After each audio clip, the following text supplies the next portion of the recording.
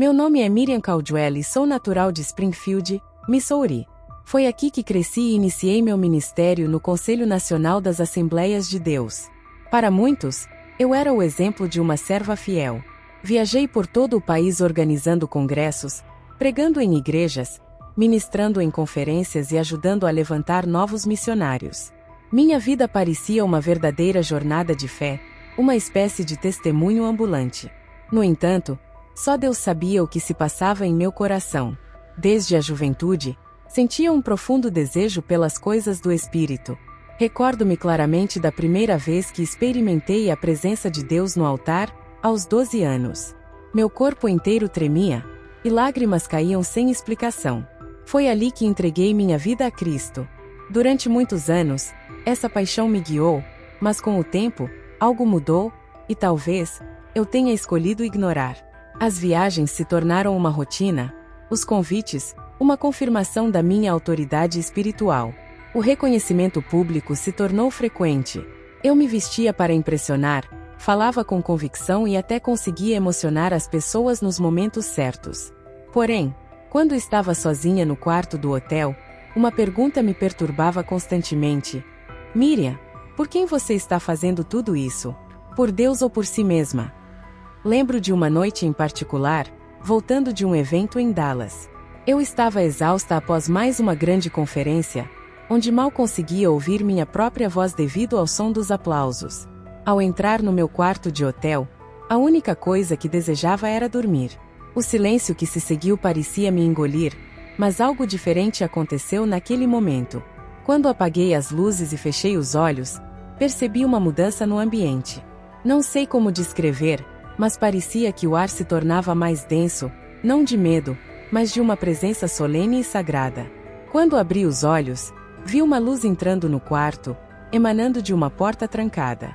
A luz ficava mais intensa a cada passo que eu ouvia, passos suaves e firmes, vindos de um outro plano de realidade. Meu coração disparou. Tentei me mover, mas meu corpo não respondia. Uma figura se formava no centro da luz, e por um momento, acreditei que era o próprio Senhor me visitando. Meu espírito se encheu de uma doce esperança. Finalmente, vou para casa, pensei. No entanto, o que aconteceu a seguir foi completamente diferente do que eu esperava. Ao invés de subir, comecei a descer, literalmente.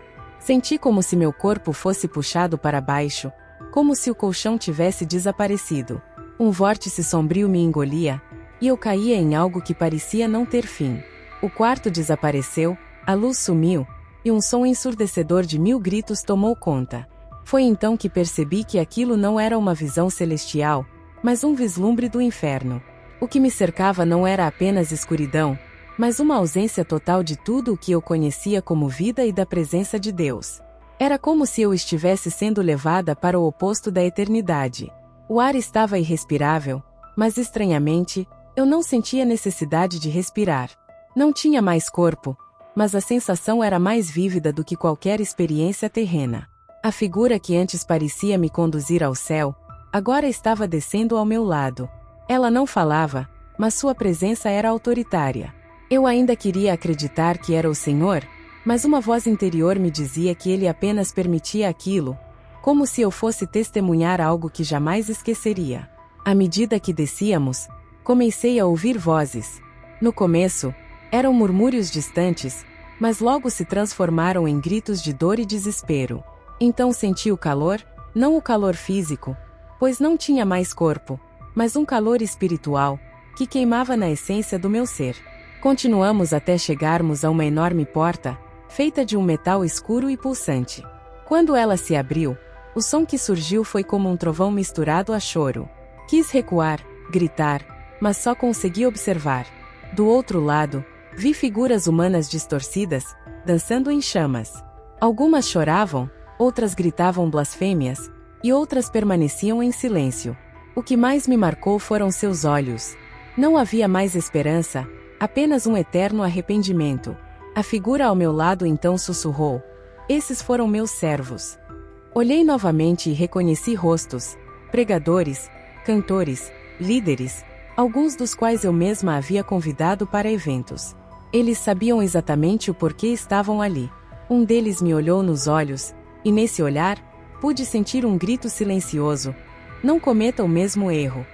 A figura então apontou para o meu próprio corpo espiritual e disse: você percorreu a terra como missionária em meu nome, mas carregava em seu coração a semente da vaidade. Pregou o arrependimento, mas nunca se despiu dos próprios ídolos. Quis me representar, mas se cobriu com os adornos do mundo. Seu coração desejava aplausos mais do que a minha presença. A vergonha me envolveu como lama. Eu queria protestar, dizer que não percebia, que o mundo estava cheio de distrações, mas eu sabia. Lá no fundo, eu sabia. Foi então que ouvi a pergunta que mudou tudo. Se você tivesse morrido naquela noite, para onde acha que teria ido? Minha alma gritou, e então eu chorei, mas não com lágrimas, e sim com todo o meu ser. No meio daquele inferno, implorei por misericórdia. Quando fiz isso, algo aconteceu dentro de mim, algo que não posso traduzir em palavras. Era como se todo o meu ministério, todas as orações, pregações e lágrimas derramadas tivessem sido pesadas em uma balança invisível. E diante da eternidade, não eram suficientes para cobrir a hipocrisia sutil que se escondia por trás de cada ato. Você sabia, disse a voz, não como acusação, mas como uma verdade absoluta. Sabia que seus vestidos chamavam mais atenção do que sua intercessão. Sabia que maquiava seus olhos, mas seu espírito permanecia opaco. Sabia que as palmas da plateia te alegravam mais do que os momentos de silêncio na minha presença. Cada palavra era uma ferida que sangrava dentro de mim. A vergonha ali não era só emocional, mas espiritual. Era uma exposição completa, sem filtros, sem desculpas. E o mais cruel era que tudo aquilo estava sendo mostrado a mim com amor, sim, com amor. Um amor firme, justo, como o de um pai que disciplina para transformar, não para destruir. A figura se virou completamente para mim. Seus olhos, se é que posso chamá-los assim, brilhavam com uma tristeza santa. Ele estendeu a mão e disse: você ainda respira na terra, e por isso ainda pode escolher. De repente, uma força invisível me puxou para trás, como se eu fosse sugada de volta. O calor se dissipou, o som dos gritos desapareceu, e lentamente um silêncio profundo tomou conta de mim. Mas não era um silêncio de condenação, era o silêncio de uma transição. Momentos da minha vida começaram a passar diante dos meus olhos, não como um filme, mas como se várias janelas de memórias esquecidas se abrissem. Lembrei da vez em que ignorei o pedido de oração de uma jovem por estar cansada, ou daquele dia em que pensei mais na roupa que usaria em uma conferência do que na mensagem que deveria transmitir. Lembrei também da noite em que sorri para um elogio sobre minha aparência, deixando meu ego se alimentar daquilo. Então uma voz sussurrou: viva o que você prega ou pare de pregar. De repente, despertei com um grito, deitada no chão do quarto de hotel, o lençol molhado de suor. Meu corpo estava em tremores, e minhas mãos agarravam o carpete como se ainda tentasse me segurar no abismo. Eu havia retornado à realidade, mas sabia que nunca mais seria a mesma. Alguns anos depois da experiência transformadora naquele quarto em Dallas, vivi um evento que selou de vez o que Deus já havia iniciado em mim. Mas dessa vez, a mudança não aconteceu com a mulher que eu me tornará, mas com a jovem que fui aos 23 anos, uma estudante de teologia, apaixonada por Deus, mas também por um rapaz que não sabia me amar. Naquele tempo, eu frequentava uma igreja em Springfield e estava envolvida em todas as atividades possíveis: coral, evangelismo nas ruas, cultos de jovens. Mas por dentro, havia um vazio, uma carência disfarçada de zelo. E foi nesse vazio que me envolvi com um rapaz da igreja, que aos olhos de todos, parecia ser um bom cristão, mas que fora das paredes da igreja, era uma pessoa completamente diferente. Certa noite, ele me convidou para uma festa em um rancho afastado da cidade. Relutante, aceitei o convite, dizendo a mim mesma que só iria para estar presente, talvez até conversar sobre Deus com alguém. No fundo, eu só queria ser notada. Já era tarde quando decidi que era hora de ir embora. Ele estava bêbado e queria que eu entrasse no carro com ele, mas recusei. Por insistência de outro amigo, acabei subindo na caçamba de uma caminhonete com mais 2 colegas. Achei que seria mais seguro assim, mas não foi. A estrada estava escura, e o que aconteceu depois foi rápido demais. Lembro apenas do som dos pneus derrapando e do grito de alguém, e depois nada. Meu corpo foi lançado para fora da caçamba. Quando acordei, se é que posso chamar isso de despertar, vi-me caída no chão, imóvel e ensanguentada. Mas não sentia dor, nem frio, e ao mesmo tempo, sentia tudo. Foi quando percebi, eu não estava mais no meu corpo. Um silêncio estranho me envolvia, como se tivesse saído da frequência do mundo. Então comecei a subir, flutuando suavemente, como se fosse levada por uma brisa sem origem. Olhei para baixo e vi as pessoas correndo, gritando, alguém chamando a emergência. Mas tudo parecia distante, como se já não fizesse parte da minha realidade. E foi quando vi o túnel. Era como uma espiral de luz dourada, pulsante, como um convite irresistível. Não havia medo, só uma paz absoluta. Senti-me atraída por ele, cada vez mais leve, até que algo me interrompeu. Uma voz, vinda de dentro e ao mesmo tempo de fora, disse: ainda não é a sua hora. Primeiro você vai ver. E então fui puxada para uma nova realidade. Não mais o túnel, mas algo mais profundo e íntimo. Era minha vida, prestes a se desdobrar diante de mim, mas não como eu imaginaria. Não era uma simples visualização de eventos, mas uma experiência sensorial total. Vi minha vida não apenas como imagens, mas como sentimentos, pensamentos e intenções. Eu não via apenas o que fiz, mas o porquê de ter feito.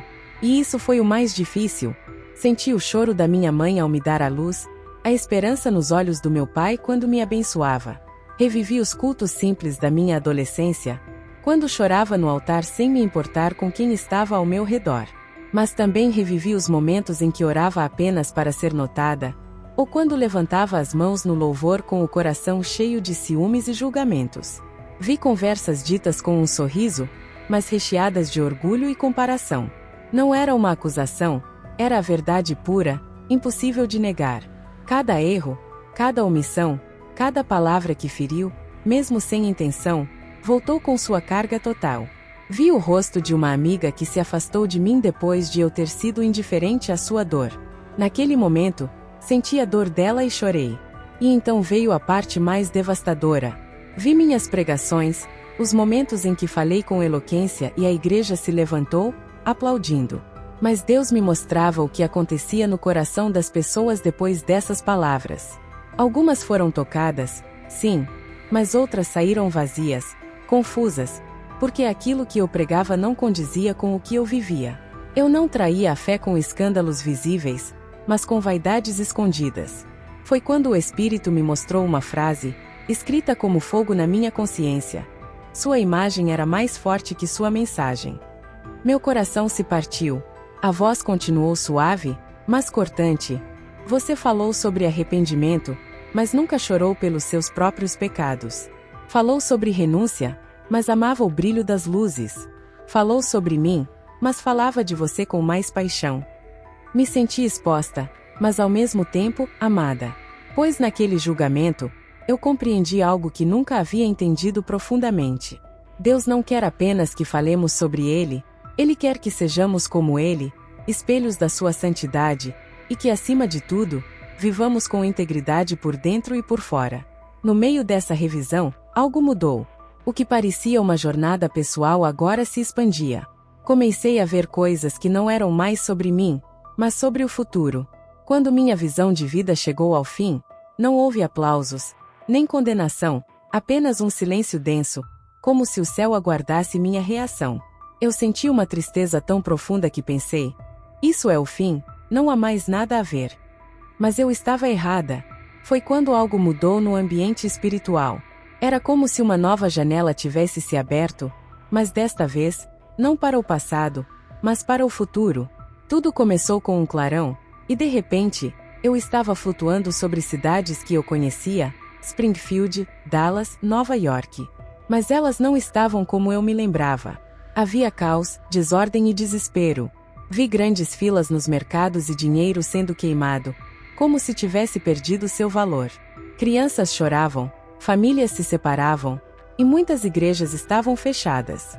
Mas o que mais me impactou foi o que encontrei nas poucas igrejas ainda abertas. Os púlpitos estavam ocupados, as plateias eram grandes, mas a presença de Deus era inexistente. O Espírito me sussurrou: eles estão cheios de emoção, mas vazios de unção. Vi pastores falando sobre bênçãos enquanto as multidões imploravam por esperança. Vi cantores emocionando pessoas até as lágrimas, mas o céu estava em silêncio. Vi líderes espirituais sendo aplaudidos enquanto os anjos se afastavam, tristes. Então algo ainda mais forte aconteceu. Vi o céu escurecendo sobre a terra, como se o tempo tivesse sido acelerado.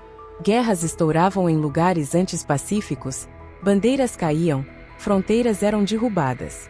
Um colapso social e econômico varria as nações. O Espírito falou novamente: o que você vê é só o princípio das dores. E então algo que jamais esquecerei aconteceu. Vi multidões correndo pelas ruas, tentando entrar nas igrejas, clamando por socorro, mas as portas estavam trancadas. Do lado de dentro, um pequeno grupo orava em silêncio, enquanto do lado de fora milhares gritavam, mas era tarde demais. A oportunidade havia passado. Foi então que ouvi aquela voz novamente: você voltará, mas não para contar histórias. Você voltará para alertar. Diga a eles que o tempo está se encurtando, que o juízo não é um conceito, mas uma realidade, e que eu não tolerarei hipocrisia entre os meus. A dor dessas palavras me cortou profundamente. Eu queria recuar, dizer que não era capaz, mas dentro de mim algo foi despertado. Era um senso de urgência que queimava mais forte do que qualquer medo ou terror que eu já havia sentido.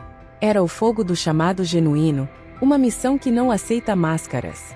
E então, como um sopro, fui levada de volta ao túnel de luz, mas desta vez com uma missão. Quando a luz me envolveu novamente, senti uma paz diferente. Não era uma simples serenidade, era uma autoridade. Ao passar por tudo aquilo, minha alma parecia ter sido marcada com um selo. Eu não era mais apenas Miriam Caldwell, a mulher que pregava. Eu agora era uma testemunha viva de algo que transcendia tudo o que meus anos de ministério me haviam ensinado. À medida que descia em direção ao meu corpo, percebi que o retorno não seria uma recuperação física simples, mas um renascimento. Vi meu corpo na maca do hospital, envolto por tubos e cercado por médicos e enfermeiros. O monitor cardíaco estava instável, e alguém gritou: vamos perdê-la. Nesse instante, algo ressoou nos céus espirituais. Não era um som humano, mas uma autorização, como se o céu estivesse dizendo: volte e fale. Ao entrar de volta em mim, como quem mergulha em um rio de dor, o impacto foi imediato. Meu peito parecia prestes a explodir, meus pulmões ardiam e uma angústia indescritível tomou conta de mim. Mas ao mesmo tempo, veio a certeza: eu estava viva por um propósito. Passei semanas me recuperando fisicamente. Ninguém sabia o que eu havia vivido. Contar parecia impossível, mas aos poucos, ganhei forças. E com essas forças, veio a urgência que me impedia de dormir. Certa manhã, ainda com os braços fracos, peguei um espelho. O rosto era o mesmo, mas eu não me reconhecia. Nos meus olhos, vi alguém que sabia demais. Alguém que havia estado em lugares que muitos acreditam serem impossíveis de ir e voltar. E com essa nova consciência, comecei a revisar minha vida, mas agora no plano terreno. Abri meu guarda-roupa e chorei. Eu finalmente entendia que não era só sobre roupas, era sobre o que elas representavam em mim: status, aparência, aprovação. Olhei para meus cosméticos, minha coleção de sapatos, meus planos de carreira, e percebi que havia acumulado palha quando deveria ter colecionado pérolas do espírito. Fui até minha estante e retirei os livros de marketing pessoal e crescimento ministerial. Eles me ajudaram de várias formas, mas agora pareciam vazios. De que adiantava encher auditórios se meu coração estava distante do altar verdadeiro? Naqueles dias, decidi desaparecer das redes sociais. Apaguei fotos, cancelei compromissos. Muitos ficaram surpresos e disseram que eu estava radical, mas eu sabia o que estava fazendo. Eu estava sendo limpa, e desta vez, não queria voltar aos palcos com a mesma roupa, nem física nem espiritualmente. Na minha intimidade com Deus, ouvi novamente aquela voz: agora pregue com a vida, e só depois com palavras. Eu não sabia como recomeçar, mas sabia que não poderia continuar como antes. Os meses seguintes foram os mais solitários, mas também os mais sagrados da minha vida. Afastei-me dos holofotes, dos convites, dos púlpitos. Ministros perguntavam o que havia acontecido. Alguns achavam que eu estava em crise, outros que eu havia caído em alguma heresia silenciosa. Mas eu não sentia necessidade de explicar. Eu havia ouvido do próprio céu. Agora pregue com a vida. Minha vida estava sendo reconstruída, tijolo por tijolo, pelas mãos do Espírito. Passei a acordar antes do amanhecer, não para preparar sermões, mas para estar com Deus. Não buscava mensagens impactantes, mas pedia que Ele sondasse meu coração. Era doloroso, às vezes quase insuportável. Camadas que eu nem sabia que existiam começaram a surgir: orgulho, comparação, necessidade de aceitação, ambição disfarçada de zelo. Tudo veio à tona, e eu chorei muito, mas dessa vez, não chorei pelos outros. Chorei por mim, por ter passado tanto tempo acreditando que estava firme, quando por dentro já estava desmoronando. Lembro de uma manhã, especialmente. Estava sentada no chão do meu quarto, com a Bíblia aberta no colo, quando senti a presença de Deus entrar. Era como uma brisa, mas com o peso de sua glória. Fechei os olhos e disse apenas uma frase: Senhor, eu sou um altar agora. Queima o que for palha. E ele queimou. Minutos depois, comecei a escrever, mas não um sermão, nem um post para as redes sociais. Escrevi um pedido de perdão, um confessional espiritual. Escrevi para Deus, para mim mesma e para todos aqueles que haviam sido tocados pelas minhas palavras no passado, mas talvez confundidos pelo meu exemplo. Na semana seguinte, fiz minha primeira transmissão ao vivo em quase um ano. Estava tremendo. Não usei maquiagem, não preparei cenário, não me preocupei com frases impactantes. Apenas falei com o coração aberto, os olhos molhados e a alma curada. Compartilhei minha experiência, tudo o que vi. O inferno, as almas perdidas, os líderes esquecidos, as visões do colapso que viria. Falei sobre tudo, mas acima de tudo, falei sobre o amor que corrige, que puxa de volta, que oferece uma segunda chance. Naquela noite, muitas pessoas choraram comigo, enquanto outras me atacaram, chamando-me de radical e fanática religiosa. Mas eu não me importei. Eu sabia o que havia vivido. Quando o céu marca alguém com fogo, a opinião das pessoas já não tem o mesmo poder. Eu não precisava mais de um palco. Eu havia me tornado o altar, e pela primeira vez, encontrei paz. O tempo passou, e o escândalo silencioso gerado pela minha ausência foi se dissipando. Muitos esqueceram, outros seguiram com suas vidas, seus ministérios, seus eventos. Mas eu não esqueci, pois o que vivi não foi apenas uma experiência sobrenatural, foi uma convocação direta do céu. Não há como voltar a ser quem se era depois de algo assim. Minha rotina se tornou outra, mais simples, mais crua, mais pura. Comecei a atender pessoas individualmente, pessoas feridas, traumatizadas pela igreja, marcadas por líderes que se perderam na vaidade das plataformas. E a cada conversa, Deus me lembrava: você também foi assim, e eu te resgatei. Foi então que recebi um convite inesperado. Um congresso nacional em Atlanta queria que eu falasse sobre a restauração da integridade no ministério. O antigo eu teria ficado radiante, mas a Miriam de agora chorou. Chorei porque sabia que não poderia dizer sim se não fosse pela motivação certa. Passei 3 dias em jejum, e no terceiro dia, ao amanhecer, ouvi no meu espírito: agora vai e diga tudo, sem cortar nada. Aceitei. Subi ao palco com as mãos trêmulas e o coração firme. O auditório estava lotado, e muitas pessoas me observavam com curiosidade, como se vissem alguém que havia desaparecido e agora estava de volta. Mas eu não voltei para o mesmo lugar. Eu voltei transformada, uma mulher que morreu e ressuscitou, com os olhos abertos. Não levei anotações nem slides, apenas um testemunho ardente no meu peito. Comecei dizendo: meu nome é Miriam Caldwell, e se o Senhor não tivesse me mostrado o inferno, eu teria ido para lá vestida de ministra.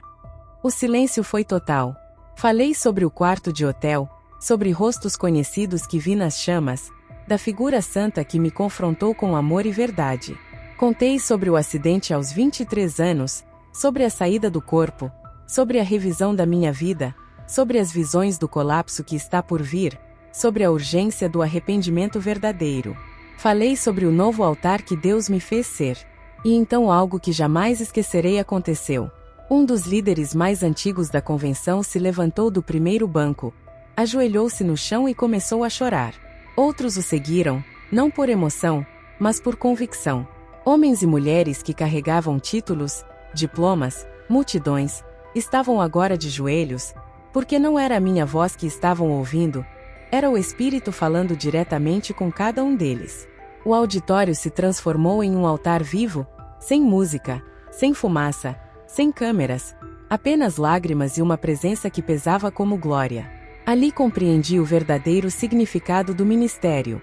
Não se tratava de falar bem, mas de viver limpo. Não era sobre reunir multidões, mas sobre despertar corações. E naquele dia, muitos despertaram. Após aquele congresso em Atlanta, minha vida tomou um novo rumo.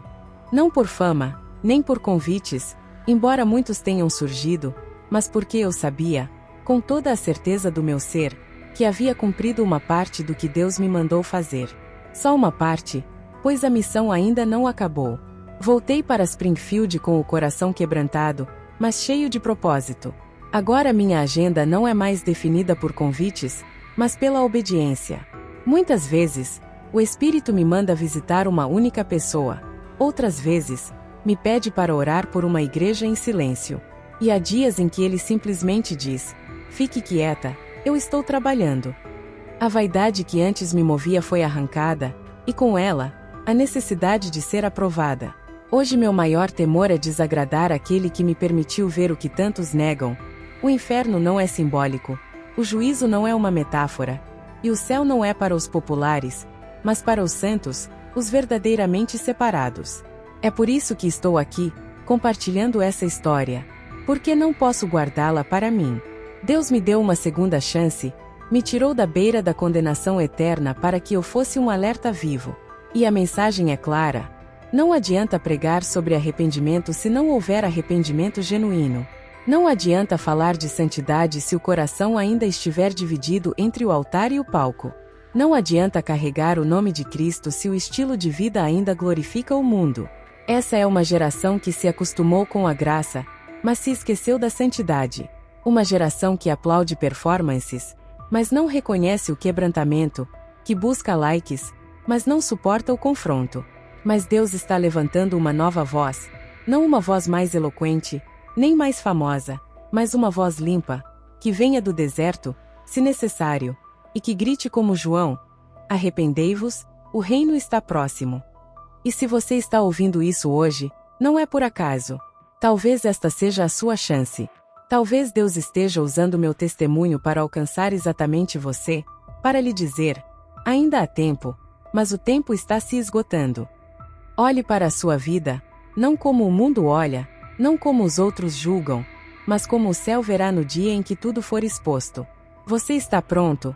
Porque eu vi, eu senti, eu vivi, e sei, com todo o temor e amor que carrego agora, que não haverá desculpas diante dele. Mas também sei que ainda há misericórdia. Se você ouvir a voz dele hoje, não endureça o seu coração. Deixe-o fazer em você o que fez em mim, me quebrar. Foi o maior ato de amor que Deus já fez por mim. E agora, eu vivo para alertar, para despertar, para dizer ao mundo: não espere o inferno tocar seus pés para se lembrar do céu. Muito obrigada por assistir até aqui. Não se esqueça de se inscrever no canal e ativar as notificações para não perder nenhum testemunho. Nos vemos no próximo vídeo.